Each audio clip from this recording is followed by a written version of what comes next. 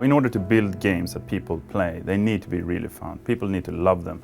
And they love games because they're fun, not because they're well optimized or because they have good payment mechanics or anything. They love games because they're really, really fun to play. On the other side, it's possible to build a number of really fun games that people love and you make no money whatsoever because you don't understand how to properly optimize them or have a good business model for them. So we try to marry the two. So on one end, we're trying to build games that people love. On the other end, we're trying to optimize them really well. And we're always trying to figure out, okay, how can we find some edge, right? How can we try to optimize in a way that's not been done before by the other platforms so that we can essentially, create a bit more economic value, we can, deliver more in-stores. We constantly have to ask ourselves, is it still fun to play today, tomorrow, in 6 months' time?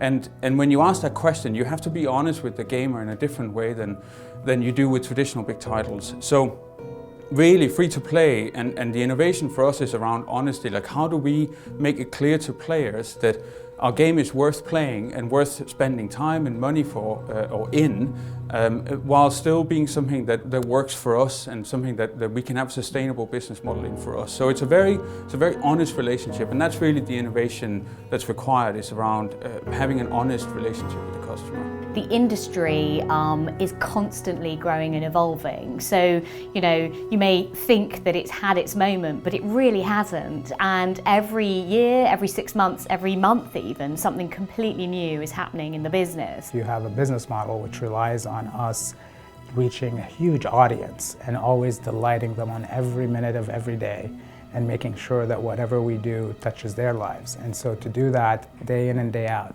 requires an incredible need to go after innovation, about surprising them, delighting them, and just making sure that every single time we interact with them, we meet their expectations, which are always very high.